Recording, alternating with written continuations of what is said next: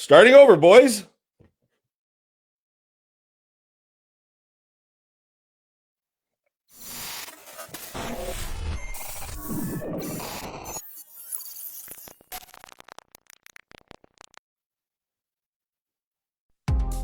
You're listening to Inside Real Estate, your source for all things mortgage and real estate related. The show that brings you all the hottest topics and insights directly from those who know it most.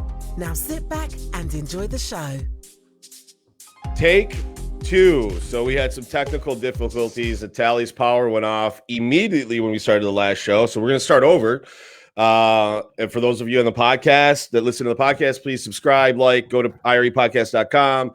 Facebook.com/IRE podcast if you want to see us live.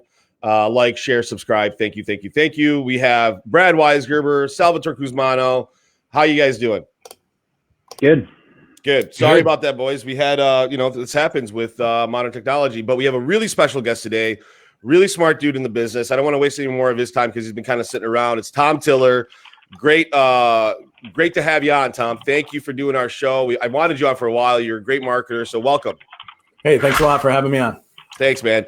So obviously, you've been in the business for some time because you're older. So how long have you been in the business, brother? How did you get into it? Tell us your background, man, because I don't really know. I know you. I've seen you. I know you're a great agent in the area, but I don't know your story. So I'd love to hear it. So how did you – nobody ever goes into real estate and is like, I'm going to do this as a profession. So how did you get in? I kind of did. Okay. It's an interesting story. So once I got out of the military back – again, you called me older, so I appreciate that, Paul. Thank you. It might be my hairline. Hey, that's fine. How old are you, Tom? You know what I mean? I'm 47. Oh, you look young. You're fine. No, thanks. So, but 47, 5 kids and a wife, right? So 5 kids. Yeah, we have a lot. We have a lot going on, and that's part of the story. So back in '96, when I got out of the military, I started selling cars. I was in the car business, selling cars for about 10 years. Okay. When I was selling BMWs for about 8 of those 10 years, Leslie Doran, you know Leslie? I don't know her, actually. Yeah, she's a good agent in the Rochester area. She used to work for Pulte. Well, she came in to buy a BMW and basically said, hey, you would be a good fit for Pulte. Well, back in the day, early 2000s, Pulte was off the charts. Off the charts, everywhere. Pulte was building everywhere. Yeah, 140, 150 homes a month. I became one of the 4 sales directors in Michigan. We had 50 salespeople, 26 different neighborhoods, and we rocked it. We had a lot of fun. And then the bottom fell out. Yeah. That was what 2008, 2009, 2010? Yeah. So a lot happened in that time frame. So I went back in the car business in a different capacity. So I helped car dealers with marketing, CRM systems, because I was considered a CRM specialist. Got it. So for about 9 years, I helped car dealers. During that, the bottom fell out. Right. So 4,400 car dealers shut down. And so we got really good at helping car dealers market to the people that didn't have a home. They were called orphan customers. Okay. So their car dealer shut down. So we helped the other car dealers grab market share. Right. Got it. So we did well doing that. However, because we were successful at that, I had a team of 7 in the Northeast, and I was always in an airplane. 100% of the time, it felt like I was in an airplane. I was just in hotels. I call it hotel depression. Not a depressed guy by any means, got a lot of energy. But when you're in a hotel, something changes when you're in a hotel 3 or 4 nights a week. Well, yeah.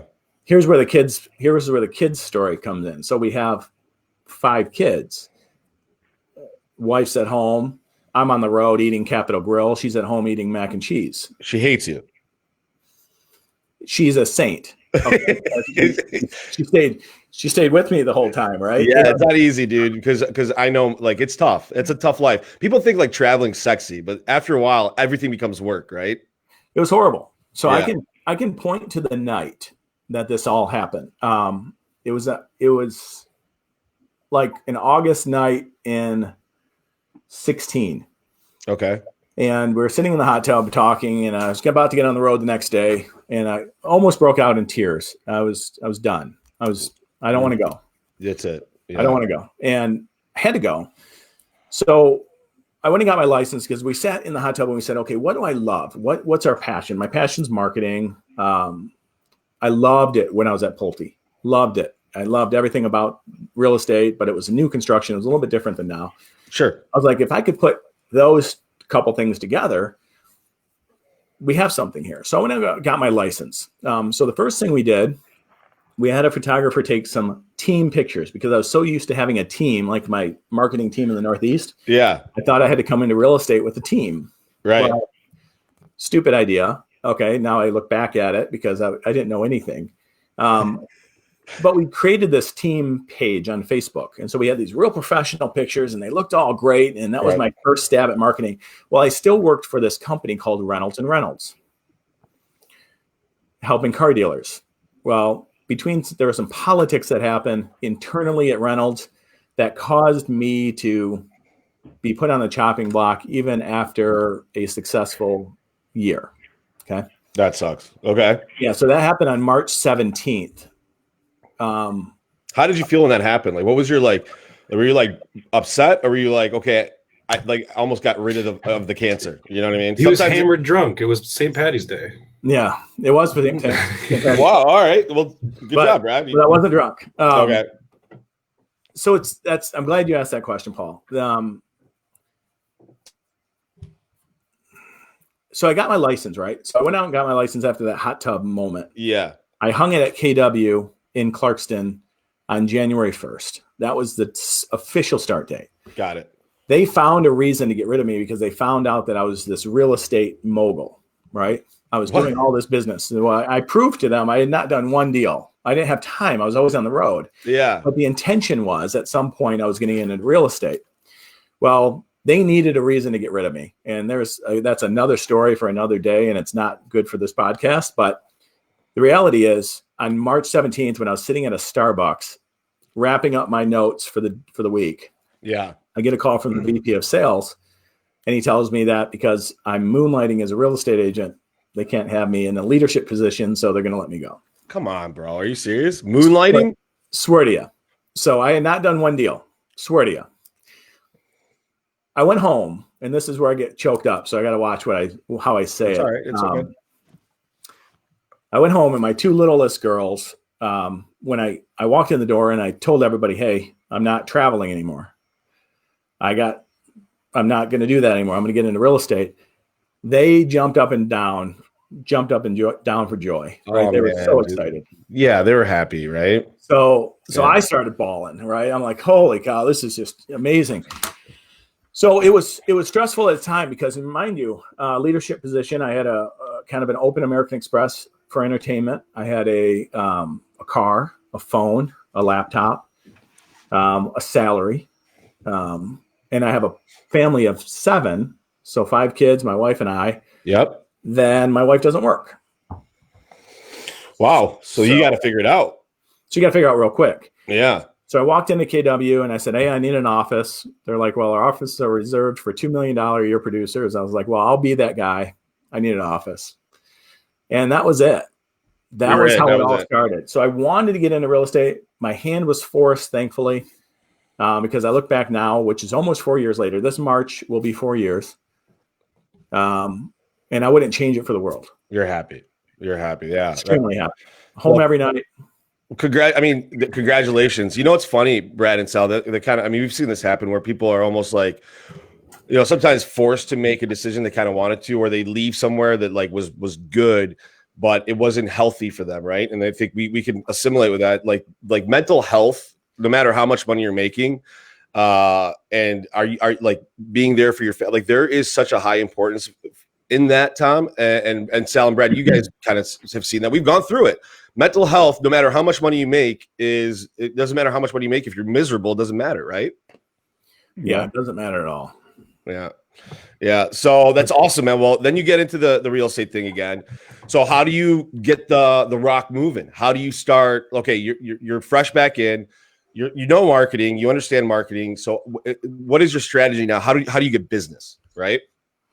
Well, understanding marketing and knowing some of the things that I know, it actually kind of slowed me down because I had to try to figure out how to dumb myself down because I was trying to get to the top of Mount Everest without going through the base camps. Right. Yeah. And so I've learned a lot of lessons. Of course, Brandon Mulrennan's helped out tremendously. Smart kid. With some of that, different coaches, just a lot of trial and error. But I point it back all to one set of transactions. And if it wasn't for this series of transactions, I wouldn't be in the business right now. I can tell you right now. So I was calling expireds. I found this house that was in this neighborhood behind mine. I met him, but he had also just signed with Marketplace Homes. Marketplace was that builder, Mike Kalis. He was an old Pulte friend, right? So we bring Pulte back into it. I called up Mike and I said, hey, this guy just signed with you, but he's in my neighborhood. Can I hold an open house? Well, these people walked in that wanted to buy this house. It never happens, right? That just doesn't happen. Right. But they're like, I actually want to buy it. Right. But it actually happened. Okay. So they came in, they're unrepresented, want to buy this house. They have a house in Lake Orion that they need to sell to do it. Well, I had talked to an expired listing, a guy over on Lake Angeles, that said, I want to move into this one neighborhood in Lake Orion, but there's nothing available. So I called him. Anyway, I connected all these dots. Oh, wow. Okay. And it turned into 5 closings on a single Friday, 2.5 months after I got in the business. Serendipitous, dude. It's like the universe speaks to you and gives you what you need when you need it sometimes, right? It was $2.5 million in transactions. I capped at KW in my first 3 months in the business. You got your office. Yeah, I got my office, right? I'm good there. You're right. And that was probably the moment because, the whole 2.5 months, I didn't even have a car yet, right? I had no job. You're scared at this point. You're fighting. You're scared. I don't ever want to go back to that situation, but if it wasn't for that series of deals, we probably wouldn't have been able to make it, because real estate, as you know, getting into it, really hard, man. It's tough. Building your sphere, getting your clients. That's tough. That's interesting because just Sal and Brad and I started the company 2.5 years ago, guys. And we were fortunate as well. Like when we started, we were terrified, but we had a lot of people. Our first month, we did really well because we had people support us, right? They were like, let me help them out. With that being said, we had a really big account that we were getting 15 to 20 deals from that decided to open up their own mortgage company. We lost all that, right? So you're like, oh, fuck, that's 15 deals a month that we were counting on. Luckily, Sal, Brad, and I, and Chad, we never really felt comfortable. So we were always adding more pieces, but it's that fear. I think sometimes, Tom, I don't think you ever lose that in our business because nothing's guaranteed for us, right? Nobody's going to give Sal. Nobody's giving you a check unless we write loans. Brad, nobody's giving you right. Nobody's just going to give you anything unless you fight for it. Yeah, I think you need the flames, licking your ass every day. I mean, you got to really, really just licking. Go out. Yeah. Licking, he said. Yeah. Okay. Yeah. I mean, if that makes sense, they're right on you, right? Like you're running just faster than it, right? I mean, Brad actually likes it when the fire licks his ass. Yeah. But I mean, lots of people go out and I think they might have had the potential to be really good, but they're discouraged or shut down by the fact of how long it takes, right? I mean, it's hard when you go out on your own and don't have a paycheck, no guarantees, nothing, right? No healthcare, you have nothing, right? So if in 3 or 4 months, you burn through your savings, I mean, it's hard. Shit, I got to go get a job now, right? And sometimes people leave and the market flips or whatever, right? And now they got to start, with the cards stacked against them. I think the cards are always stacked against us, right? But you really got to play them to your best. And possibility. Remember this, Tom has 5. Tom, you have 5 kids, right? So it was, and you love your family, you love your kids. So it must have been a really scary time for you to persevere through that. I mean, to your point, Sal, I mean, a lot of agents get into the business, but they don't have full families like Tom did. They're younger. They can kind of afford to go through that first year. That first year is tough in real estate for everybody. Doesn't matter who you are. Even if you fall into those deals, Tom, that the rest of the year was you still had to grind, right? It wasn't like that was it. Your year was over, right? Yeah, you still had to grind. But because I'm an overthinker and I know my capabilities, but sometimes I get distracted by doing the simple things, by doing the more difficult things that nobody wants to do, like video marketing or, take the extra step. It all pays off over time, but it wasn't an immediate thing. Never. And yeah. It's starting to pay off, and it's starting to really make this career more enjoyable in the last 12 months. But like any other sales position, you got to make sure you do all the hard stuff every day. You got to be on the phones. You got to grind like it's a sales point. Mm-hmm. Yeah, we've had even loan officers on our end of the company. Look, making videos, doing this podcast, it's a grind. You don't get much out of it, and you got to do it consistently over a long period of time to get anything out of it, really. But a lot of times you'll have people in our businesses where they're like, they want to do the social media, they want to do all the fun stuff, right? They do all that, they get sick of doing it, then they stop doing it, and they don't have any business because of it, right? Because it didn't get them anywhere. You got to do the blocking and tackling and earn the right to do that extracurricular stuff to be able to because you got to get paid. Right. Yeah. A lot of people just want to be on the camera just to be on the camera and people know who I am, but you don't do any business, right? Yeah. You got to do business. Yeah. I mean, I think there's like a second evolution, like once you quote unquote in your head, like make it, right? Like, wow, I just did, X amount of months at this goal. I was, it seems like everything's going, but a lot of people kind of do forget about the basics of blocking, the tackling, the calls you got to make every day, the follow-ups you have to do. You just almost assume it's going to come to you, but over time, everything will dwindle away if you don't make those follow-ups, you don't keep the relationships. And I think that's a testament to the people who have been doing this so long. They know that, right? And whether it's them doing it themselves or they have a team of people doing the blocking and tackling, you're only really as good as your last deal, your last month, whatever, right? Like the future could flip on you real quick. Yeah. Tom, what's your strategy today? So you made it through all that. You're at Brookestone with Brandon Mulredden, which is, growing rapidly. You guys are doing a really good job. Talk to me about today's strategy, right? In today's market, obviously you've been through the 2008 crash. We're going through COVID right now. What is your strategy in today's market to increase or continue your success in your profession? Well, other agents have said this. So you got to do the hard work and you got to time block out the mornings, right? So we know I got to be better at doing the hard work every morning. Mm-hmm. There's been some lack of consistency, right? And so I have put people in place now to take away some of the things that were distracting me, so I can now focus on doing the hard work in the morning. Right. As long as I do the hard work in the morning, I get to go do the fun work, the passionate work in the afternoon. Right. Earn the right. Yeah. So if I'm not on an appointment, you'll find me with a video camera in my hand, drone. And I don't care if we're getting footage in a park in the city, or if we're interviewing a business owner, or if we're in a house doing a home tour, whatever it is, there is a lot of content out there to get. Mm-hmm. And then once you start building that library of your content, as long as you're organized and you have it all on a hard drive or whatnot, you can pull that content and use it to help you stay top of mind with people. So between that and a marketing plan and, identifying lead sources, I'm a Thom Ferry coaching client right now. So I use Thom Ferry, and that's helping me get my business, to a highly defined business level going into and all the way through 21. Yeah. A lot of people that are talented, a lot of times, like I went through this a lot, not saying I'm talented, but I would have a big month early in my career. I get really comfortable. I forget to do the blocking and tackling, making the calls, right? All that stuff.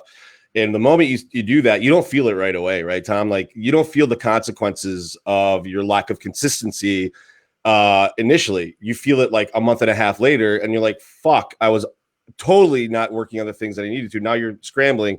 And to be able to do the things that don't feel like they're moving the needle sometimes because they're all part of the process, you kind of have to do it. And if you don't do it, things start falling apart. Would you agree with that? Yeah, of course. And I found myself there. I find myself here 2 or 3 times a year. Right. Yeah. All salespeople. I'm still not great at it. And it's constant. And so my coach helped me understand that, hey, we have to identify what's pulling you away. And what was pulling me away were deals, right? So now we have the transaction coordinator on our team. What was pulling me away was basically entering listings. So my wife is on the team. She enters the listings. Got it. Social media posts. For some reason in the mornings, I thought that was a good idea. You can do it all day, right? But I thought my wife's going to start working on that. So I'm taking away all the distractions so I can come in and focus on staying in touch with my past clients, my center or my circle of influence, and really being a better steward in the community. Still making phone calls, right? To my relationships plus others to keep the numbers up. Once you keep the numbers up, then everything kind of compounds. But if you don't do your job, you're going to fall flat, and the phone's not going to just ring on itself unless you're just for longer than I am now. Right. And Sal, it's the old adage, right? Sal, are you in your business, working in your business, or are you working on your business, right? And sometimes you're better off working on your business and having somebody else handle kind of the other tasks that you have. And something that's I think everybody struggles with, it's a high producer, is the other person that you hand that off to might not do it the same way as you, or might not like when I gave up kind of handling the social media. Why are you laughing? Brad, are you okay? It's never. It's never the same, right? Yeah. The person you hand off to is never going to do the same as you, but you have to be okay with it. You have to be okay. Like I always say to everybody, it's like if they do it 80% as well as you, that means you can go do something else, right? Like it doesn't have to be perfect. Like when we had Joe start doing our social media marketing at our company, and he was handling that, I would be like, I don't like that font. Who gives a fuck, right? Like it got done, right? Like, you know what I mean? Like who cares about the font? But I was so neurotic as a control freak that I had a hard time kind of letting go of that because that was like my thing, right? But I realized that if I don't have to do that, I can do a million other things that can move the needle, and that stuff doesn't really move the needle. You know what I mean? The font spacing and picture you use on your post isn't going to, you know what I mean? Like just understanding that you've got to kind of give up a little bit of that to be able to do bigger things, right? Well, I lost my wife as somebody who would help me because I was so picky, and I had to learn just go with it because I was doing the same thing. Hey, that doesn't look right. The colors, maybe you should put this here. And I was like, holy crap, I'm a micromanager, and I never wanted to be. And so she got turned off by it. Of course. And she was like, well, I can't help you because you criticize everything I do. And that happened. I mean, that happened. Just now we're getting back into a point where I'm like, hey, I understand you're going to do what you do, and I'm okay with it.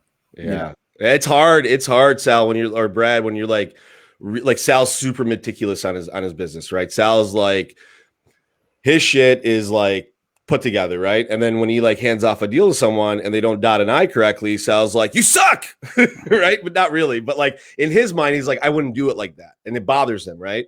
But you know, we're lucky, we're fortunate the fact that we have really good people now. But go ahead, Sal. Yeah, I mean, I think you know, and as a, you know, that becomes like a progression of my business, right? I'm always learning and trying to figure out how to free up more time to get more business or focus on other parts of the business. But, you know, recently, I think it's just the handoff, right? And because the whole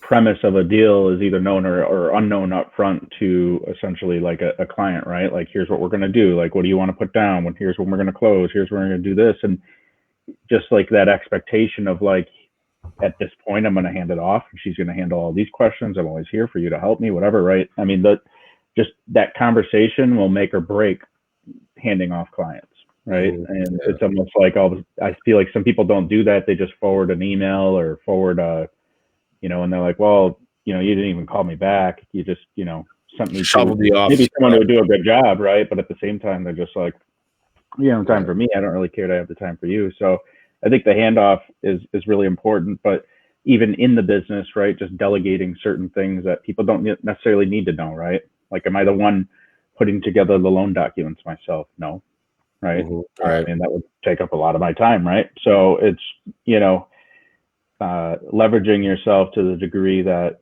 you can still be effective and still be potentially a point of contact, you know, keeps the power of the relationship in hand. Yeah. And by the way, Tom, just so you know, Sal's going to close like $6 million this month, right? Just in a month.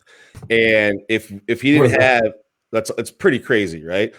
For one person to do 6 million is a ton of business. Well, right now you can find a loan on the street, right? So yeah, I know what you're blow myself here, but you know, it's still a lot of volume, dude. It's still a lot of volume to handle. But regardless, right? I mean, I think you're just saying, right? Like, that's not something I could probably easily do on my own, right? Got a whole team of people helping, from the littlest things, calling insurance agents, partnering with, with the right title companies, things like that, just to make sure that like you can keep moving, right? Yeah. And it's a wild time right now. Yeah. So Tom, now in today's world, right?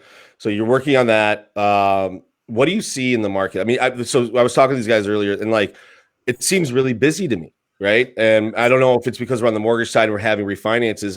What do you feel in your purchase market? It's really competitive. There's not a lot of inventory. That's not going away. But I am seeing some price reductions. And I do think that's a function of not pricing homes correctly or not being, because I have seen that there have been a lot more price reductions lately. But you tell me, like, you have a better pulse on that. Yeah, so I firmly believe that there's people that are stretching to a high level of reasonable, right? Sometimes even out of that range of high level of reasonable. So they're pricing their houses too far up, testing the market, seeing if they're going to get multiple offers. They hear about all these multiple offers. They hear about houses selling in 2 days, and then they end up not selling because their agent thought it was a good idea to price them higher than the high end of reasonable. Right. And so they have to make some quick adjustments. Now, mind you, I've done that, and I've listened to my client, and we said, let's test the market. Let's reduce it. It's not a great tactic. Right. I've done it, failed at it. House sat on the market for too long because of it. Those are just mistakes that I've made. So there's a lot of people making those mistakes right now. But if you price it right, again, it depends on price range, depends on city. Obviously, Birmingham's price range is different than Clarkston's and their average sales, and whether it's Rochester or Ortonville, right? There's a lot of differences in the cities, right? But there's still a popular price range in every market. So whatever that popular price range is, those are moving really fast if they're priced correctly.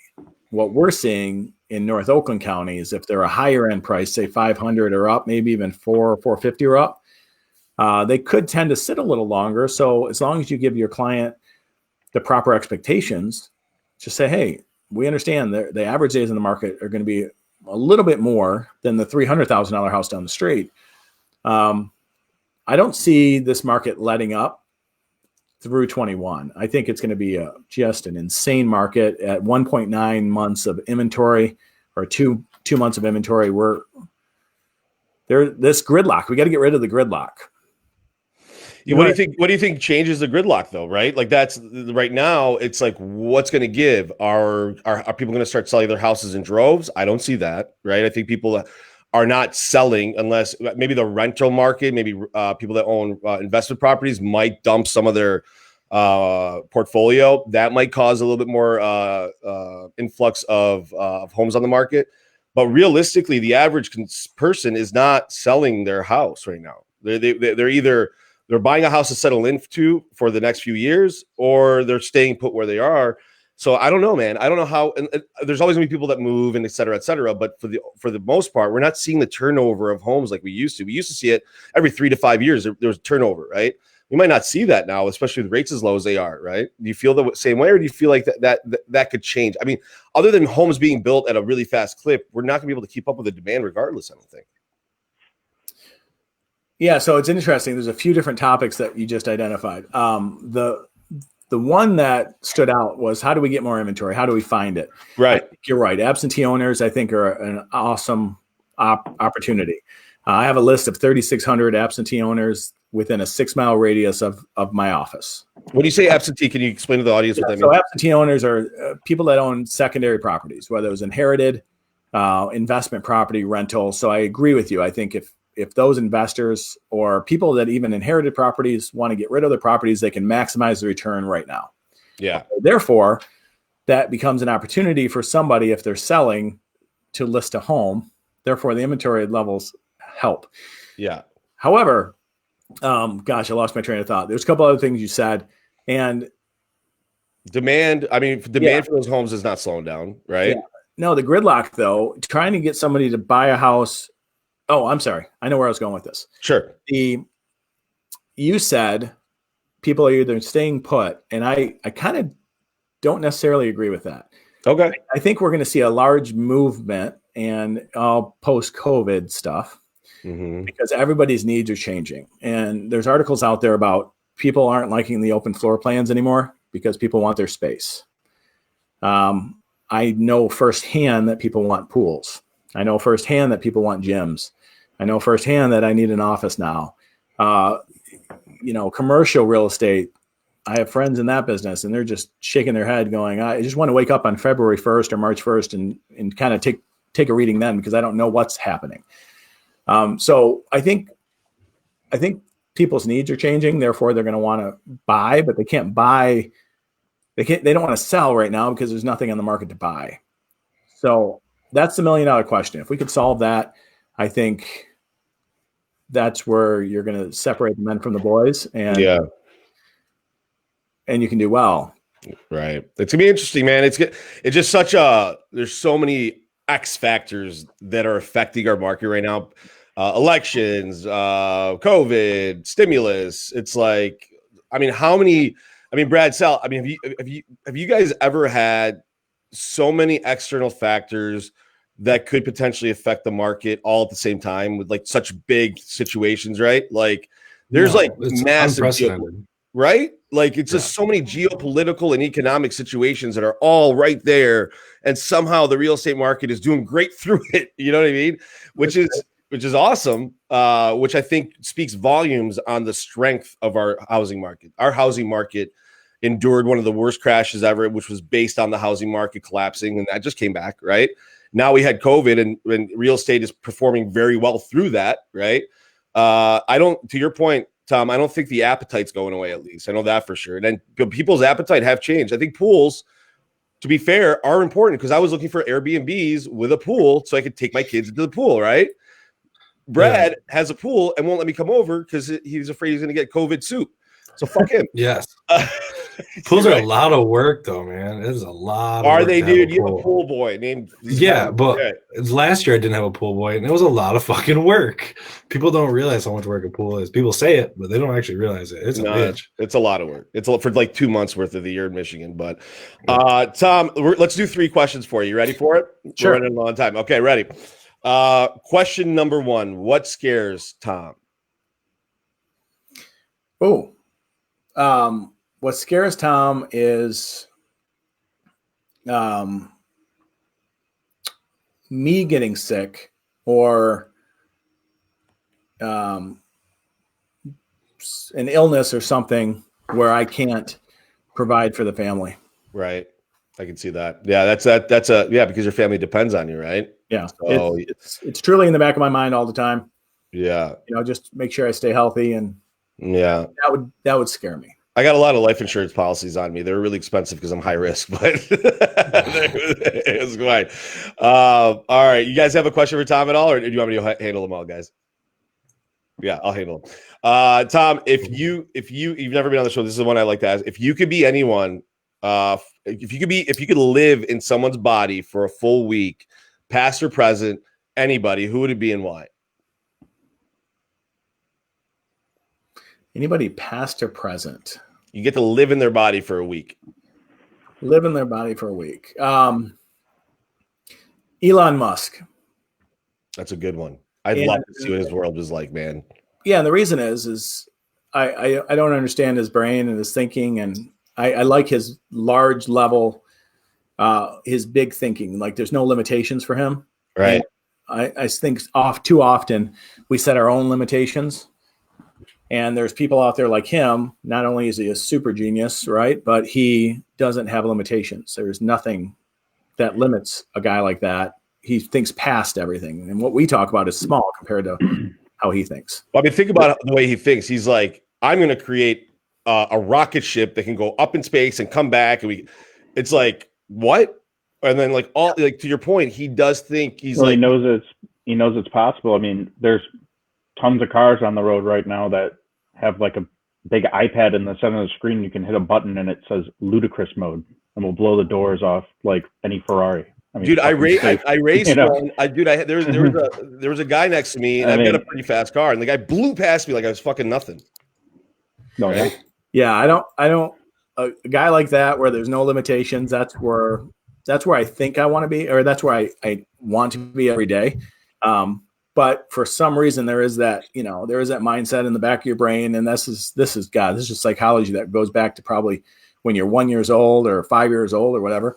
But what's stopping you from doing things like that? Right. When you have an idea, the only thing stopping, because in my opinion, I believe this, Tom, anything is possible if you put enough effort into it. And there's always going to be that little voice in the back of your head that says, you can't do it. What the fuck are you thinking? You're stupid. Right. And there might be even other people that tell you, dude, that's not possible. That's never been done before. Mm-hmm. And it's like, well, I'm going to try. Right. And then like those are the people that kind of can figure out different ways to do things. And I do have a lot of respect for Elon Musk. Plus, if our like world was a superhero movie, Elon Musk would be the evil villain. His name's fucking Elon. Dude, you know what I mean? Like he had no choice but to be the evil villain. Yeah. He's incredible. Incredible, dude. All right. Last question, my dude. Let's see here. If you could enhance any part of your body, which one would it be and why? If I could enhance any part of my body,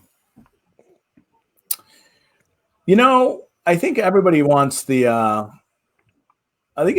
get rid of the extra fluff, right? And as I get older, I used to be, I have a pretty decent build, right? But dude, you're in shape. I watch you walk every morning, and you do all those. I mean, for a while there, you watch him walk every morning. What a weird fucking question, Paul. He knows what I'm saying. You could enhance any part of your body. Yeah, if you have longer legs, I could jump higher.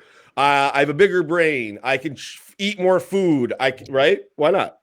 I don't mind the question. I think it's a good question, but the reality is, as you get older and your metabolism starts to slow down, it's harder to keep the weight off, no matter what. Plus, I have a sweet tooth. I eat like garbage most of the time, and so it takes extra work. If I could just resort to salmon and salads, I think I'd be much better off. But I like the sweets. I like entertainment. Tom, just FYI, not everybody's metabolism slows down as they get older. We've got two pretty young guys over here that have pretty slow metabolisms. Yeah, and I'm getting old. Well, but it doesn't get any better. We get like 5 guys every day. I know, dude. I know. We do like yeah, so, we do like that. My first thought was,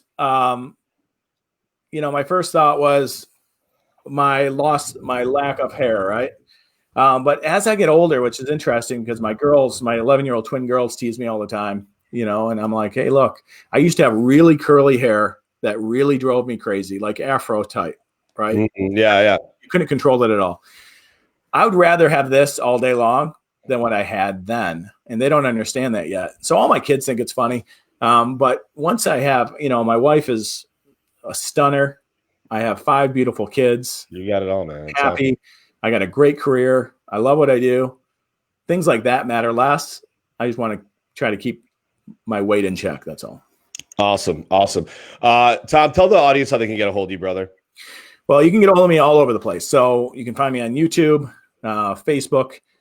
You can call me at 248-804-4030, 248-804-4030. You can email me at thom@thetillierteam.com.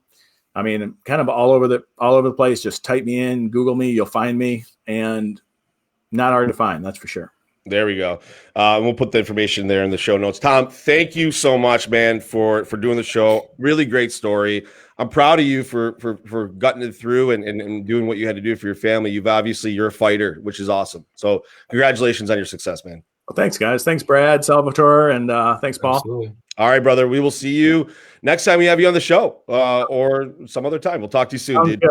All right, man. Thanks, Tom. Yep. Like that guy, dude. I really like that guy. He's a good dude. He's a hardworking dude, and he does what he means, and he means what he does. So that's good. Anything you guys want to leave the show with? Sal, you're busy. Brad, we're all really busy right now, man, which is nice. Anything you want to leave? Next show, we'll probably know who our next president is, which is kind of crazy. No shot. Oh, you're saying? Oh, there's no way. When is the election again? It's next Tuesday. Well, there's no way we're gonna know by next show. We might have an idea of who. We might have an idea, but I don't think. Right? I mean, it could be a landslide one way or another. Who knows? Regardless, it'll be an interesting show. Yeah, it'll be. Yeah, there'll be a lot. Tuesday's the election. Wednesday's the show. It's gonna be fucking. Yeah, it'll be interesting to kind of talk about that. Really. I mean, the market is like imploding. Yeah. The market is really all over the place right now, but I don't know what's going to happen, dude. I really don't know. It's it's just fear, one way or the other. So yeah, I mean, I think we'll be good, but I think that's going to be interesting show. Who's next week's guest? Next week's guest, let's see here. Natalia, do you know who's on next week? Let me tell you in a second. I'll tell you. So let's see Dylan Tent. Oh man. Oh man, that's gonna be awesome. Dylan is we'll leave it for the guys. For those that are gonna be listening next week, it'll be interesting to have Dylan on after the election. He loves his politics, so I might skip next week. Yeah, you might not like that. All right, guys. Thank you again for listening to the show. Please go ahead and find us on irepodcast.com, yada, yada, yada. Like, share, subscribe, and please leave us a review. That helps us out a lot. Love you guys. Goodbye. Bye-bye. I love you all. Bye. Goodbye.